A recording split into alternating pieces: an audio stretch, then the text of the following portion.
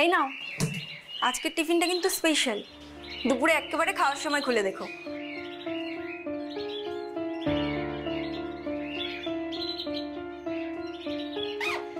আমি বেরোলাম, কিছু যদি লাগে জানিও।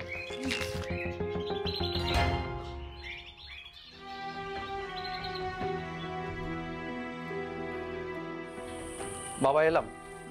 সাবধানে যাস।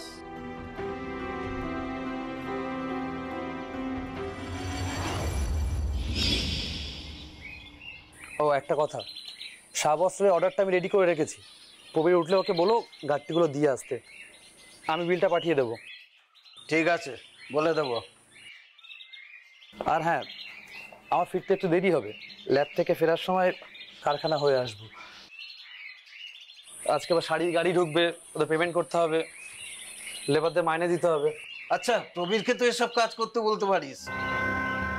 সারাদিন কাজের মধ্যে শুধু খাওয়া, আড্ডা আর ঘুম, না নিজে কোনো কাজ করে না বাড়ির কোনো কাজ। গেঞ্জি কারখানাটাও তো সামলাতে পারতো। তাহলেই হলো, দুদিনে কারখানা বন্ধ হয়ে যাবে।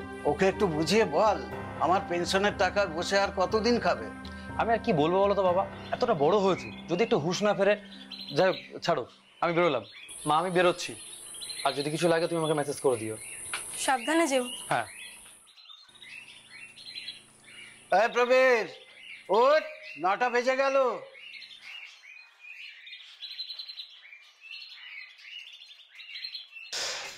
হ্যাঁ, উঠে গেছি।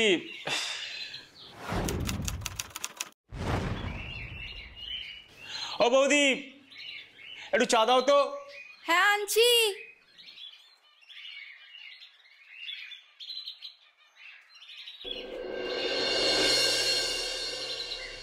কিরে প্রবীর, উঠলে? উফ, 28 বছর বয়স হয়ে গেল ছেলেটার, এখনো নিজের দায়িত্ব নিজে নিতে শিখলো না। বাবা মার দায়িত্বের কথা তো ছেড়েই দিলাম, নিজের দাদাকে দেখেও কিছুটা শিখলো না। আচ্ছা, কত কিছু আর সামলাবে বলো তো ছেলেটা?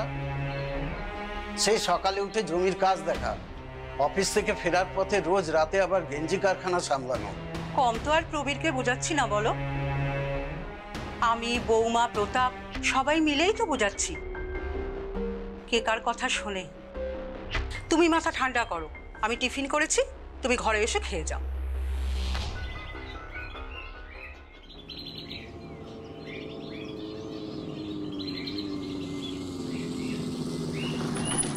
আজ তুই লেট করে এলি। আর বলিস না ভাই, বাড়ি থেকে বেরোতে যাবো, মা বললো আলু পেঁয়াজ এনে দিতে, ওটা আনতে গিয়ে দেরি হয়ে গেল। রোজ তো সেই একই বাহানা, বুঝলি তো? তুই আর চেঞ্জ হলি না। চল এবার চ। করেছিস? হ্যাঁ।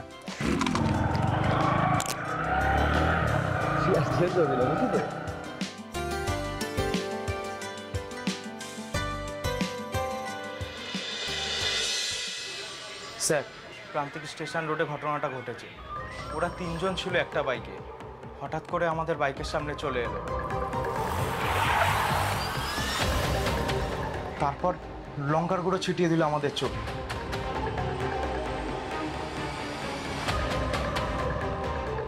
তারপরে আমি আর কিছু দেখতে পাইনি স্যার, তবে বুঝতে পেরেছি প্রচণ্ড মারধর করছিল প্রতাপকে, তার সঙ্গে আমাকেও মারধর করছিল। কারা ছিল ওরা? স্যার আমি সত্যি জানি না, ওদের মুখ হেলমেট দিয়ে ঢাকা ছিল। কি রঙের ড্রেস পরেছিল? স্যার অন্ধকার ছিল, অতটা ভালো। হ্যাঁ স্যার, হালকা লাল কালারের একটা গেঞ্জি পরেছিল। আর একজন সাদা কালো ছোপ ছোপ কালারের একটা গেঞ্জি পরেছিল স্যার। আর একজন ওই অ্যাশ কালারের এরকম একটা গেঞ্জি পরেছিল স্যার। স্যার ওরা যাওয়ার সময় আমার মোবাইল আর মানি ব্যাগটা নিয়ে চলে যায়। তারপর আমার আর কিছু খেয়াল নেই স্যার, আমি অজ্ঞান হয়ে যাই। যখন জ্ঞান ফেরে তখন আমি নার্সিং হোমে। আপনার তো কোথাও চোট টোট লাগেনি? না, আমার তেমন কিছু হয়নি স্যার, তবে প্রতাপের অবস্থা ভালো না, সেটা শুনেই আমি থানায় ছুটে এসেছি। কোথায় বাড়ি আপনার? সর্বানন্দপুর লালদহ হাই স্কুলের কাছে। রাতুল, তুমি বরং ক্রাইম স্পটে যাও, আমি নার্সিংহোমে যাচ্ছি। Right sir. আপনি বাইরেটা গিয়ে বসুন, আমি আসছি। ঠিক আছে স্যার।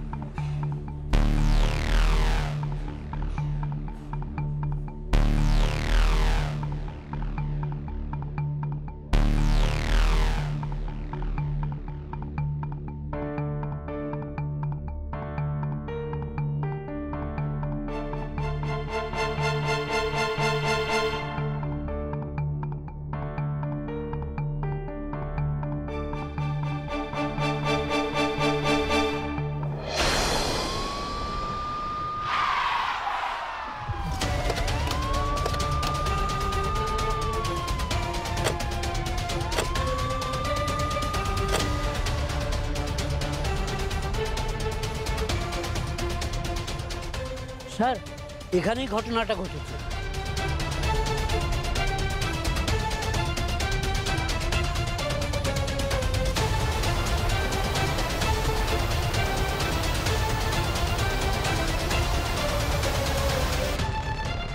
এটাকে তোলো।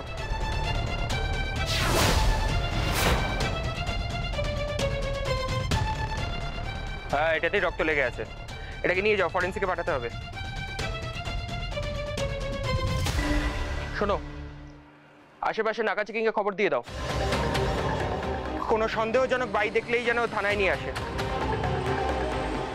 আর মনে রাখো, হ্যাঁ, হালকা লাল, সাদা কালো ছোপ ছোপ এবং অ্যাশ কালারের কোনো পোশাক যেন পরে থাকে ওরা।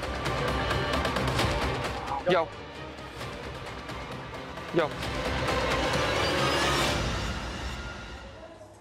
সুদীপদা, এসব কি করে হলো? আগে বল প্রতাপ কেমন আছে? ডাক্তার বললো ক্রিটিক্যাল। সুদীপ তুমি থাকতে এমন কি করে হলো?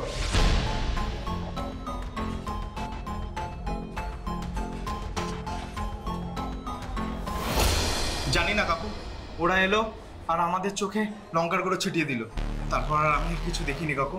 হ্যাঁ, প্রতাপের একটা চিৎকার শুনেছিলাম আর বুঝলাম আমার পকেট থেকে মোবাইল ফোন আর মানিব্যাগটা নিয়ে চলে গেল।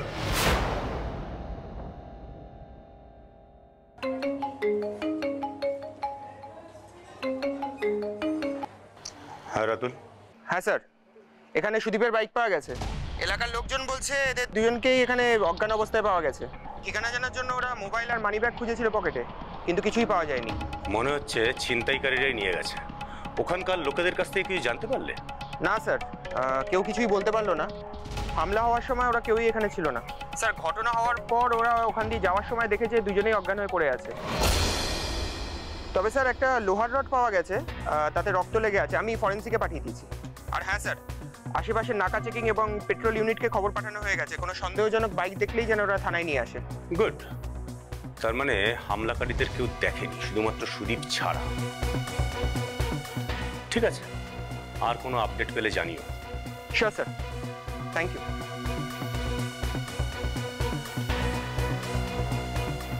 আপনাদের ল্যাবটা কোথায়? স্যার, প্রান্তিক স্টেশন রোডে।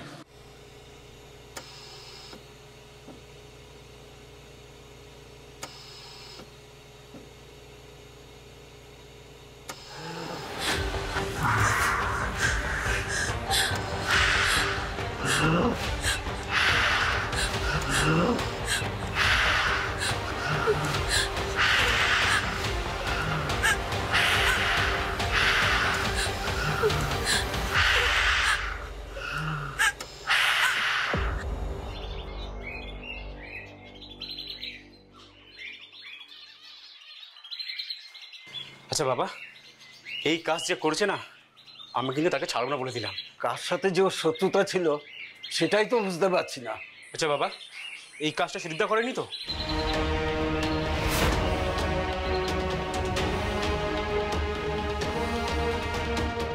সন্দেহ না, এটা সুদীপদাই করেছে। দাদার উপরে এত বড় একটা হামলা হলো আর সুদীপদার কিচ্ছু হলো না। এটা সুদীপদাই করেছে, আমি ওকে ছাড়বো না। ঠিক আছে, তুই শান্ত হ, তুই মাথা গরম করিস না। এই কাজ পুলিশের। আগে তোর দাদা সুস্থ হয়ে বাড়ি ফিরুক, তারপর দেখা যাবে কি হয়। সেদিন রাতে যারা হামলা করেছিল তাদের আপনি সত্যি চিনতে পারেননি? স্যার, মায়ের দিব্যি দিয়ে বলছি স্যার, সত্যি আমি তাদেরকে চিনি না। ওদের মুখ হেলমেট দিয়ে ঢাকা ছিল স্যার। ওরা যদি সত্যি ছিনতাই করতে আসতো তাহলে ওরা থ্রেট করতো, চর ঘুষি মারতো, তারপর নিজেদের হিসাবটা বুঝে নিয়ে চলে যেত। কিন্তু সেটা হয়, লঙ্কার গুঁড়ো ছুঁড়ে মারলো, তারপর বেছে বেছে প্রতাপকে মারলো। আপনার উপর এত ভালোবাসার কারণ কি? ওদের স্পেশাল কোনো বন্ধু নাকি আপনার? কি বলছেন স্যার আপনি এটা? প্রতাপ আমার ছোটবেলাকার বন্ধু। আমরা একসাথে বড় হয়েছি। আমরা 7-8 বছর ধরে একসাথে চাকরি করছি। আমরা এক থালার বন্ধু স্যার। আর আপনি আমাকে এইভাবে সন্দেহ করছেন? সন্দেহ নয়, সন্দেহ নয়, রুটিন এনকোয়ারি। আজ তাহলে এইটুকুই থাক, তার ভবিষ্যতে আবার ডাকা হতে পারে।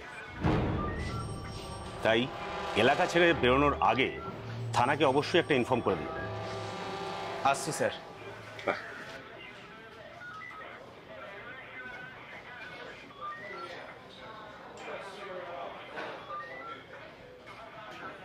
স্যার, সব পেট্রোল টিমের সাথে আমার কথা বলা হয়ে গেছে। ওরকম পোশাক পরা এক বাইকে 3 জন, এরকম সেদিন কোনো নজরে কেউ আসেনি।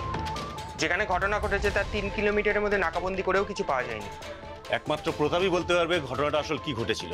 স্যার, লঙ্কার গুঁড়ো ছিটিয়ে ছিনতাই, এ স্টাইল তো আমাদের এলাকায় নতুন আমদানি। হয় স্টাইল নতুন অথবা লোক নতুন। যাই হোক, ঘটনাটা ঘটেছে কিন্তু প্ল্যান করি। আর প্ল্যান যখন হয়েছে তখন ডিসকাশনও হয়েছে। একদম ঠিক স্যার। স্যার, আমি সুদীপ আর প্রতাপের কল ডিটেলস বের করতে দিয়েছি, আজকে রিপোর্ট এসে যাবে। Very good. নার্সিংহোমে কথা বলে দেখো পেশেন্ট কোমা থেকে বেরিয়েছে কিনা। Right sir.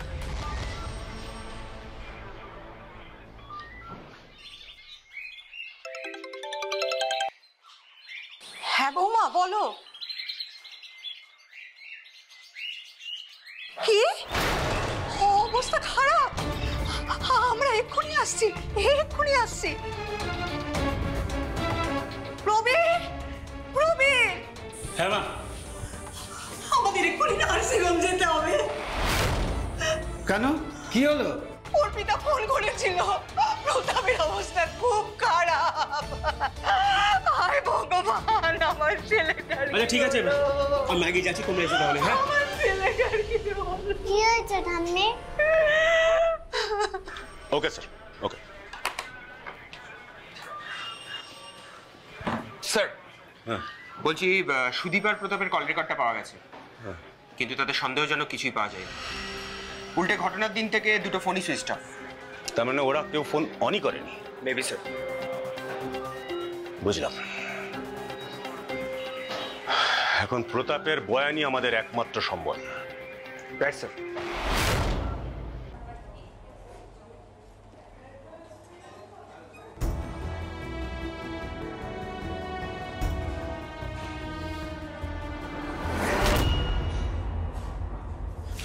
ডাক্তারবাবু, কি হয়েছে? দাদা ঠিক আছে তো? সরি, আমি অনেক চেষ্টা করেছিলাম ওনাকে বাঁচাতে, কিন্তু পারলাম না।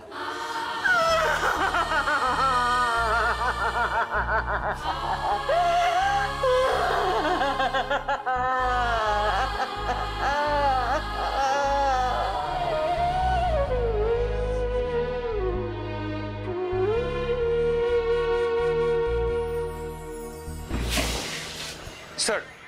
হ্যাঁ বলো। নার্সিংহোম থেকে ফোন এসেছিল। হ্যাঁ, প্রতাপ মারা গেছে। হোয়াট? রাতুল, এটা একটা পরিকল্পিত খুন। প্রতাপ নিশ্চয়ই কারোর পথের কাটা হয়ে উঠেছিল, কিন্তু কে কে?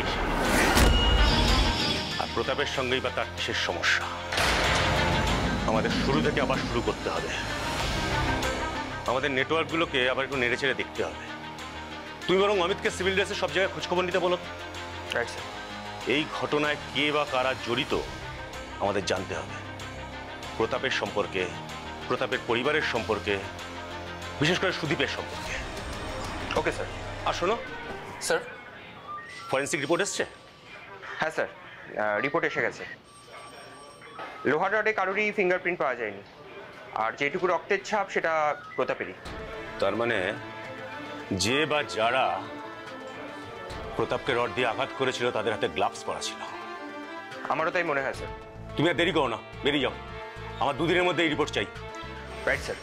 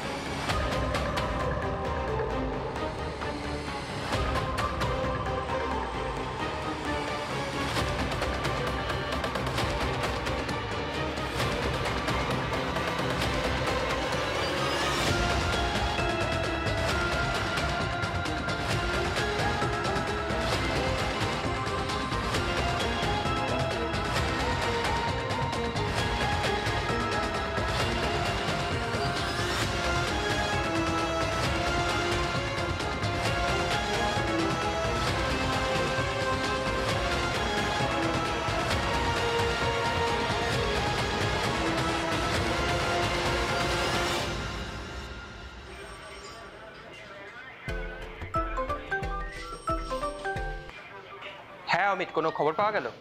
স্যার অনেক জায়গায় কথা বললাম, কোনো ক্লুই পাওয়া গেল না। প্রতাপের কি কারোর সাথে কোনো ঝামেলা ছিল? না স্যার, একেবারে পরিষ্কার লোক ছিল স্যার, কারোর সাথে কোনো ঝামেলাই ছিল না। বাড়ি, কারখানা আর কাজের জায়গার মধ্যে লাইফ ছিল স্যার। আচ্ছা, আর সুদীপের ব্যাপারে কিছু খবর পেলে? স্যার কাজের জায়গা, বাজার আর বাড়ি, ব্যাস, আর কিচ্ছু পাইনি স্যার। কারোর সাথে আড্ডা নেই, ঝামেলা নেই, কিছু নেই, সবার সাথে ভালো সম্পর্ক। স্যার ল্যাবের লোকের কাছ থেকে খবর নিয়েছি, প্রতাপ আর সুদীপের মধ্যে ভালো বন্ধুত্ব ছিল স্যার। আর ওই অর্পিতার সাথে সুদীপেরও ভালো বন্ধুত্ব ছিল স্যার। অর্পিতা আর সুদীপের বন্ধুত্ব?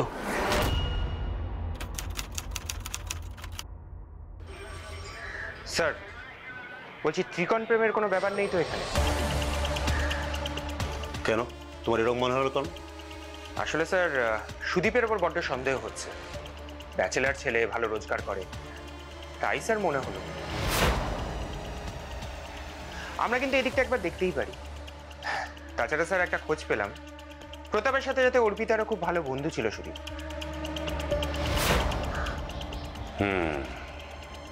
তুমি বলো একটা কাজ করো, ওই অনন্ত মৈত্র আর প্রবীরকে একবার থানায় ডেকে পাঠাও। Right sir.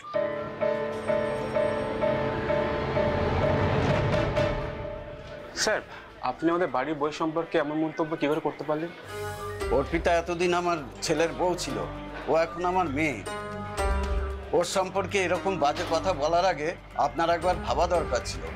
দেখুন, কারোর সম্পর্কে কোনো বাজে কথা বলার ইচ্ছা আমার নেই। তাহলে এই ধরনের প্রশ্ন কেন করছেন? দেখুন, প্রশ্ন করাটাই আমার কাজ, সেটা আপনাদের ভালো লাগুক অথবা না লাগুক। অনন্তবাবু, আপনার ছেলে খুন হয়েছে, আর আমাদের সন্দেহ সুদীপবাবুর উপরে। কারণ একটা দল এলো, একজনকে মেরে চলে গেল, আরেকজনের গায়ে হাত পর্যন্ত দিল না, শুধুমাত্র মাথায় একটা কাটা দাগ। হ্যাঁ স্যার, আমি এই কথার আগে বাবাকে বলেছিলাম, আর আমারও সন্দেহ সুদীপদার উপর।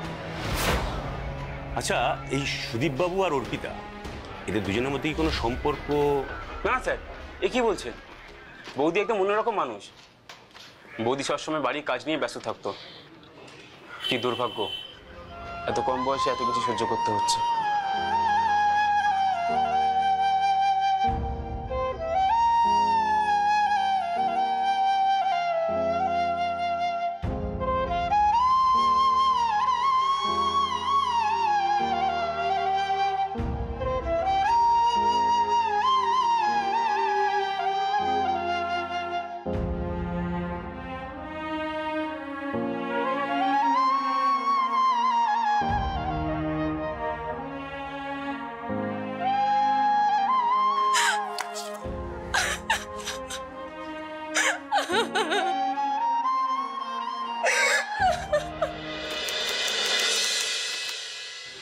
আচ্ছা, প্রতাপ আর সুদীপের মোবাইলের কোনো খোঁজ পাওয়া গেল? না স্যার, এখনো দুটো মোবাইলই সুইচ অফ। ওদের দুটো মোবাইলের IMEI নাম্বারটা টেকনিক্যাল ডিপার্টমেন্টে দাও, আজ থেকেই ট্র্যাকিং করা শুরু করো। Right sir.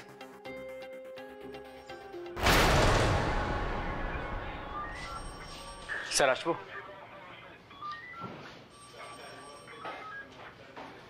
স্যার 1 সপ্তাহ হয়ে গেল আমার দাদার খুনে, এখনো একটা কোনো সুরাহা হলো না। যতদিন ওই লোকগুলো ধরা পড়ছে ততদিন আমরা শান্তিতে ঘুমাতে পারছি না স্যার। রবি, আমাদের চেষ্টার কোনো খামতি নেই, আমরাও শান্তি পাচ্ছি না যতক্ষণ না এই কেসটা সলভ হচ্ছে। স্যার আপনারা বলছিলেন সুদীপদাকে সন্দেহ করছেন, তাহলে ধরছেন না কেন?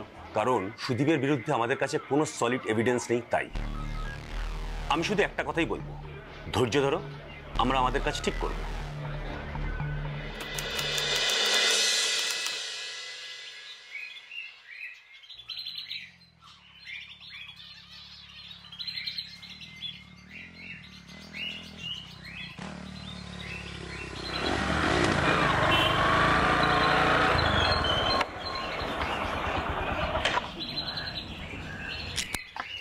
কেমন আছো Arpita?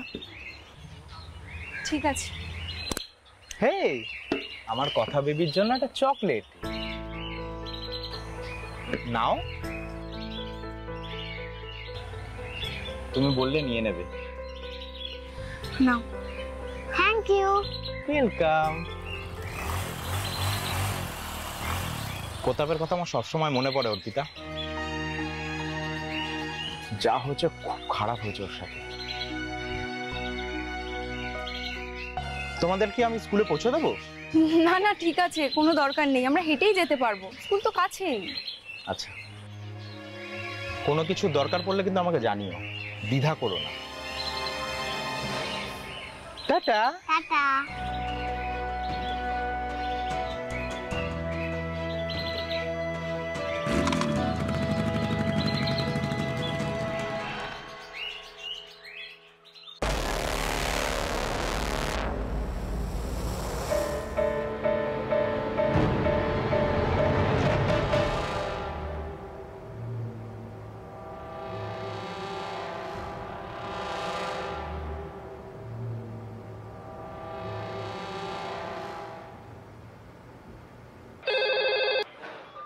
Hello sir, technical department থেকে বলছি।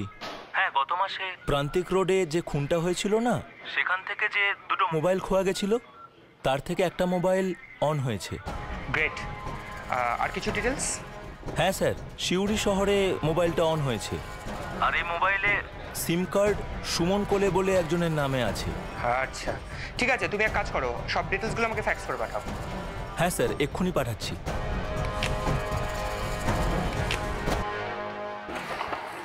স্যার। কি ব্যাপার রাতুল, কিছু হয়েছে? স্যার, প্রতাপ মৈত্র খুনের সময় যে মোবাইল দুটো মিসিং হয়েছিল, তার মধ্যে একটা অন হয়েছে সিউড়ি শহরে স্যার। গুড। মোবাইলটা কার নামে? সুমন কোলে নামে একজনের স্যার।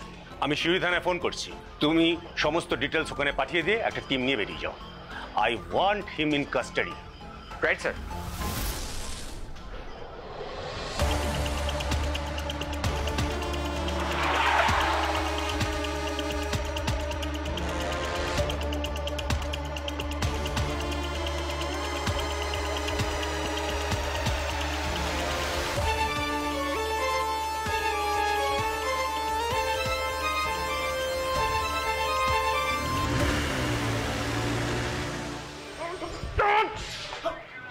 মোবাইলটা বের কর, বের কর, বের কর মোবাইলটা বের কর। এক মাস করেছি, এক মাস আপনাকে করেছি, আর 1 মিনিটও নয়। বল, প্রতাপ কেন মেরেছিল? কেন মেরেছিস? কে প্রতাপ? কে প্রতাপ? গত মাসে প্রান্তিক রোডে প্রতাপকে তুই খুন করিস, আর প্রতাপ আর প্রতাপের বন্ধুর মোবাইল তোরা চুরি করিস। এই সেই মোবাইল। স্যার বিশ্বাস করুন, আমি কাউকে খুন করিনি, আমি সত্যি বলছি। তাহলে এই মোবাইলটা কোথায় ছিল কি করে? স্যার আমি সত্যি কোনো কিছু জানি না। আমি তো 2 দিন আগেই ফোনটা 3000 টাকা দিয়ে কিনেছিলাম। স্যার আমাদের পাড়ার গ্যারেজ মেকানিক দিলীপ নাগের কাছ থেকে কিনেছিলাম। স্যার আমার কাছে প্রমাণ আছে স্যার, আমি ইউপিআই পেমেন্ট করেছিলাম।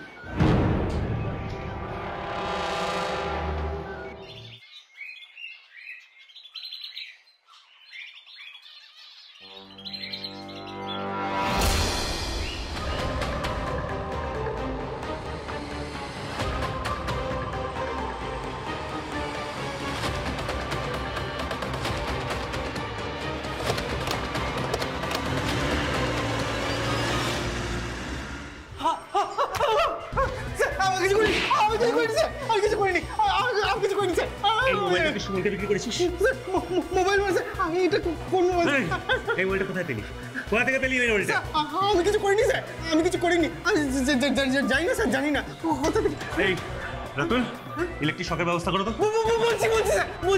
বলছি সেদিনকে স্যার 2 জন ছিল স্যার বাইকে, আমরা শুধু ওদের পথ আটকে ওদের মোবাইলের মানিব্যাগটা লুট করতে গেছিলাম স্যার, আর কিছু করিনি স্যার। একজনকে মেরে ফেলে লুট করে গেছিলাম। আর কে ছিল বল? আমি কাউকে মারিনি স্যার, আমি কাউকে মারিনি, আমরা কাউকে মারতে চাইনি স্যার, অন্তত এমন ভাবেও কাউকে মারিনি যে কেউ মরে যেতে পারে। আমরা শুধু ওদের মোবাইলের মানিব্যাগটা লুট করতে গেছিলাম স্যার, সত্যি বলছি, আর কিছু করিনি। আমার মিথ্যে, সত্যি কথা বল, এখনো সত্যি কথা বল। আর কে ছিল সঙ্গে? কে ছিল? মারবেন না স্যার, মারবেন না। 2 জন ছিল আমার সাথে স্যার, একজন আমার বন্ধু গোড়া, আর একজনের আমি নাম জানি না স্যার, ওর মুখটা পুরো গামছা দিয়ে ঢাকা ছিল, ও গোড়ার বন্ধু স্যার, সত্যি বলছি স্যার, আমি শুধু গোড়াকে চিনি স্যার, আর কারণ নাম জানি না স্যার, আমি আর নাম জানি না। সত্যি বলছে, সত্যি বলছে, ঘটনার দিন সন্ধ্যেবেলা গোড়া আমাকে নিয়ে দেশবন্ধু করণীর সামনে মন্দিরটায় যায়, আর সেখানে যাওয়ার পরে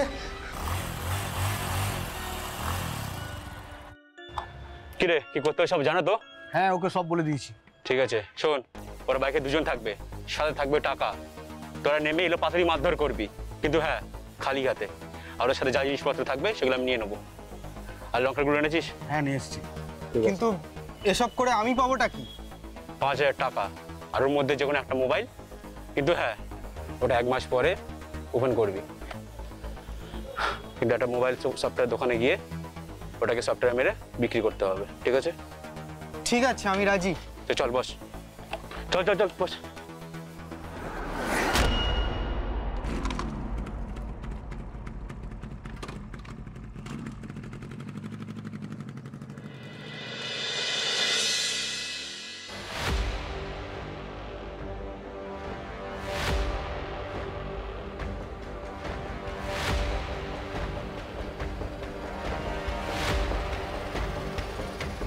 কিরে কখন আসবে? আরে কিছুক্ষণের মধ্যে চলে আসবে। কিন্তু হ্যাঁ ওর সাথে কিন্তু ওর বন্ধু থাকবে, খুব সাবধান, যা করতে হবে জলদি। শোন, আজকে আমার কারখানায় বেশ কিছু কাজ আছে, ভিতরে দেরি হবে। হ্যাঁ তুই বেরিয়ে যাস। কতক্ষণ লাগবে তোর? সব মিলিয়ে ঘন্টা দেড়েক। ওইটা আসছে। না না, অনেক রাতের ব্যাপার তো। কে ভাই তোমরা? এই কে রে? আরে ভাই তোমরা কারা? চলে গেল।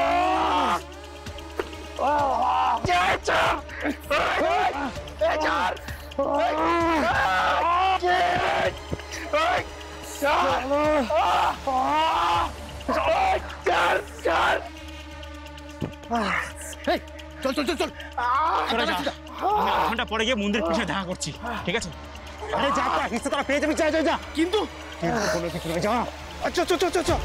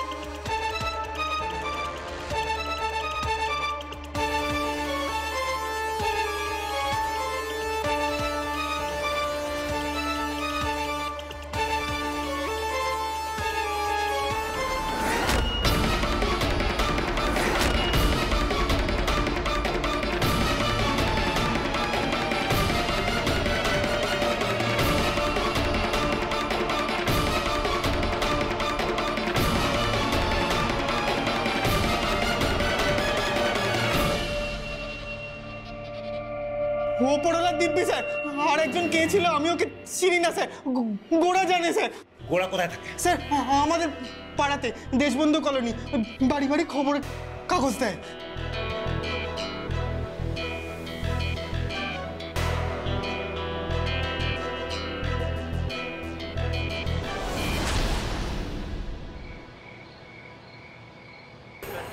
স্যার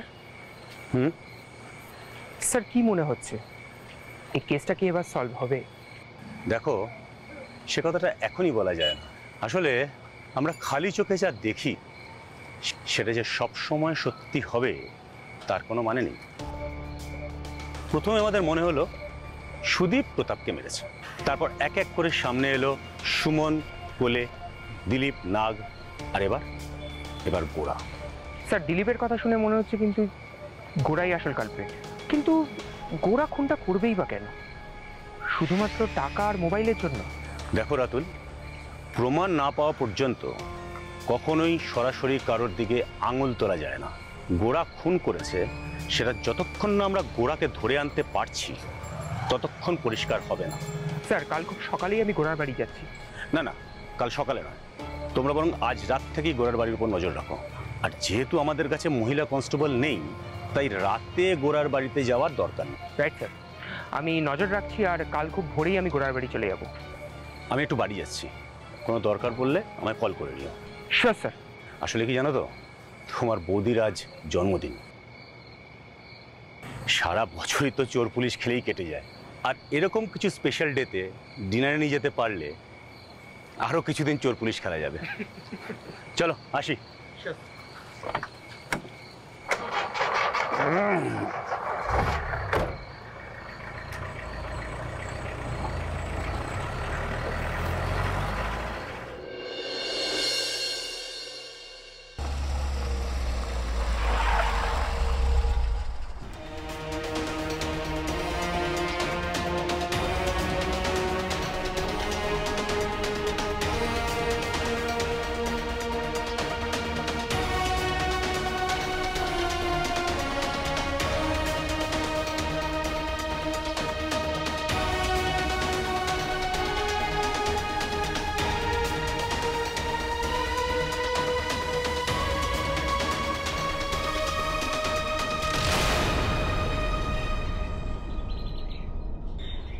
কি ব্যাপার স্যার? এটা কি গোড়াপালের বাড়ি? আগে হ্যাঁ। গোড়া কোথায়?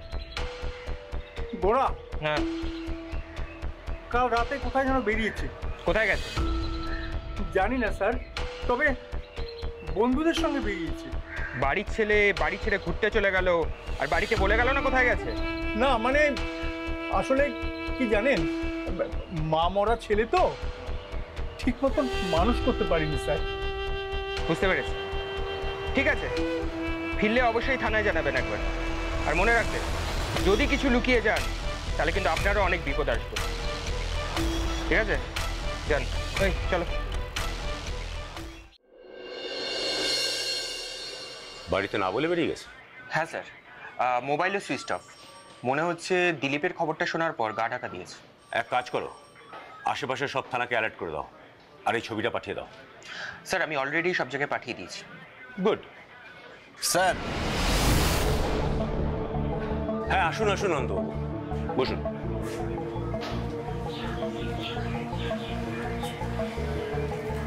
স্যার কতদিন হয়ে গেল, আমার ছেলের খুনি এখনো ধরা পড়লো না। এতদিন যখন অপেক্ষা করলেন, আর কিছুদিন অপেক্ষা করুন। স্যার বাড়িতে মা বৌদির মুখের দিকে তাকানোই যাচ্ছে না, তাড়াতাড়ি একটা কিছু করুন স্যার। আমরা আমাদের তদন্ত চালিয়ে যাচ্ছি প্রবীর। জানি পারিবারিক কেচ্ছা বাইরে আনা ঠিক নয়, তবু আবার জানতে চাইছি, সুদীপবাবু আর আপনাদের বৌমা অর্পিতার মধ্যে কি কোনো সম্পর্ক ছিল না? না স্যার, কিচ্ছু ছিল না। কিন্তু আমাদের কাছে খবর আছে, এই ঘটনার পর সুদীপবাবু আপনাদের বৌমার সঙ্গে দেখা করেছে বেশ কয়েকবার।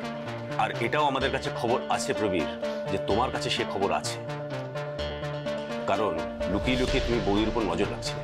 না স্যার, লুকিয়ে আমি কিচ্ছু করিনি, কিন্তু আমার নজরে পড়েছে সেটা।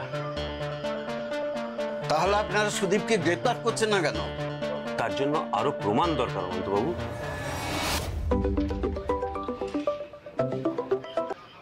হ্যাঁ অমিত বলো। স্যার বর্ধমানে গড়া ধরা পড়েছে, ওকে আমাদের থানায় নিয়ে আসা হচ্ছে। ওকে।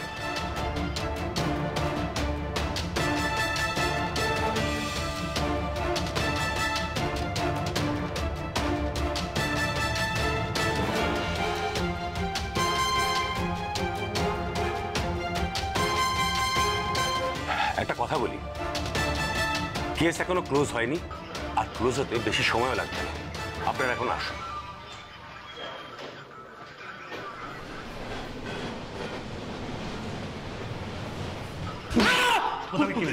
আমি জানি না, সত্যি বলছি আমি জানি না।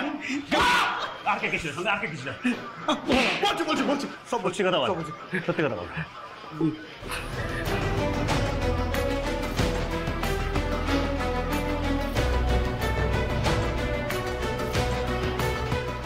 হ্যাঁ স্যার, হ্যাঁ স্যার, দুজন বলেছিল দুজন বাড়িতে থাকবে, সাথে অনেক টাকা পয়সা থাকবে, আর ওদের কাছ থেকে ছিনতাই করতে পারলে আমাদের 10,000 টাকা দেবে। কিন্তু স্যার আমরা কাউকে মারিনি স্যার, সত্যি বলছি কাউকে মারিনি। আরে আরে কোনটা? এই মোবাইলটা আমি দিলীপকে দিয়েছিলাম, আর একটা মোবাইল আমার কাছে ছিল।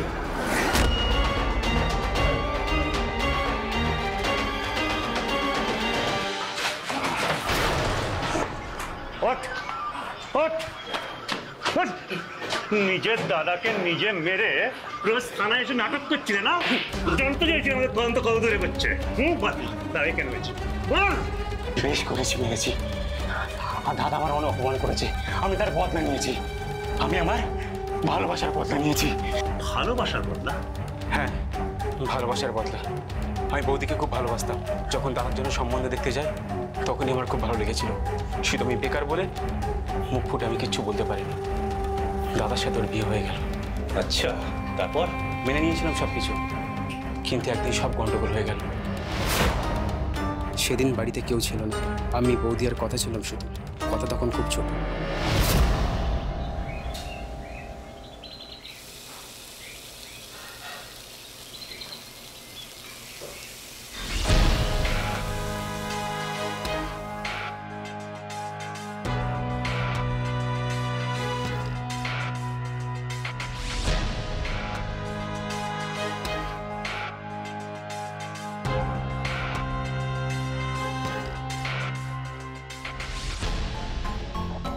বাবা, পুরো অন্ধকার করে এলো তো, মনে হয় খুব জোরে বৃষ্টি আসবে।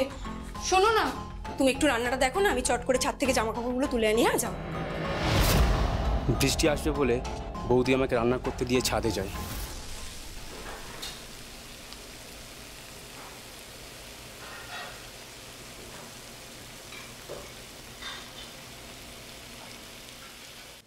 আকাশ একেবারে কালো করে এসেছে, মনে হচ্ছে খুব জোরে বৃষ্টি নামবে, বুঝলে?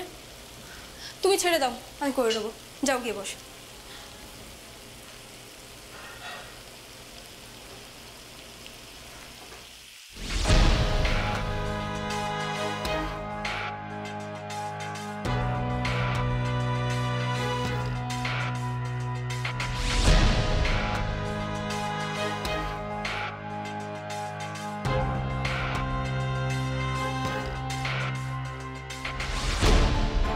আরে আরে, কি কি করছো নাকি?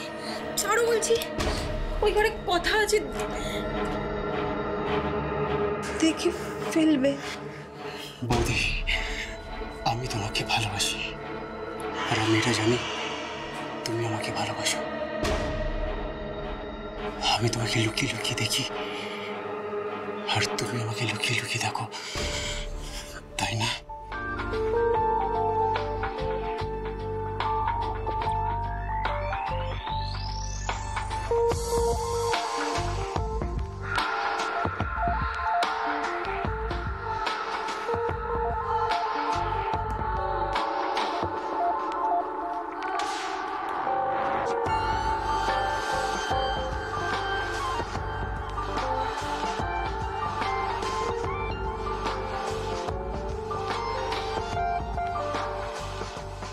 প্রেম দুই দিক থেকেই ছিল, আর সেই প্রেম একসময় পাগলামের দিকে যেতে থাকে। দুজন দুজনকে ছেড়ে থাকতেই পারছিলাম না, সুযোগ খুঁজতাম বাড়ি ফাঁকা হওয়ার। কিছুদিন সব ঠিক ছিল, আর আমাদের সম্পর্ক আরো গভীর হতে থাকলো।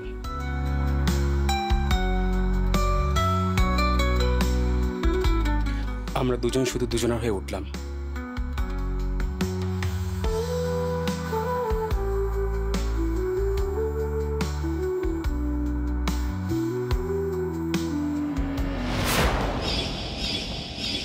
কিন্তু সেই সুখ আর বেশি দিন স্থায়ী হলো না। একদিন ধরা পড়ে গেলাম।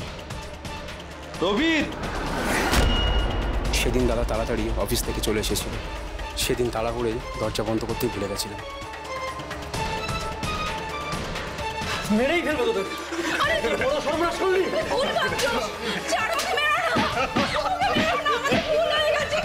আমার পিছনে পিছনে এত কিছু, তোমার লজ্জা করলো না? চল, সবার সামনে নাঙ্গা করে ফেলবো। চল চল।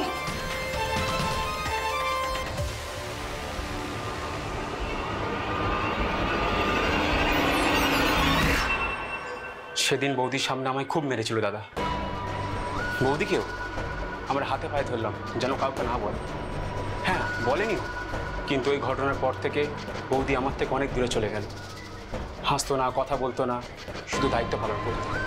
মাঝে মাঝে দাদাও খুব অপমান করতো। একদিন সহ্য না করতে পেরে প্ল্যান করে মেরে দিলাম।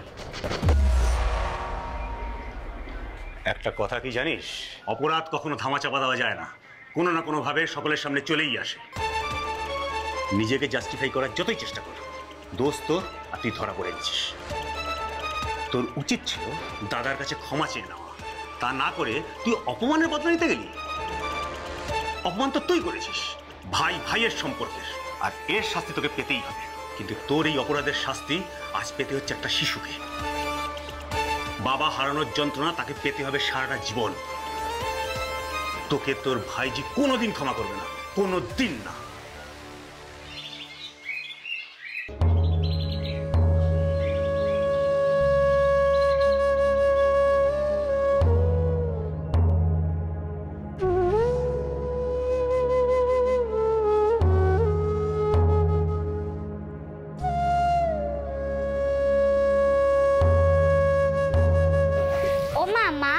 আমার বাবাকে কাকু কেন মেরেছে মা? আমার সোনা বাবাকে কেন মেরেছে মা? বলো না, বলো না, বলো।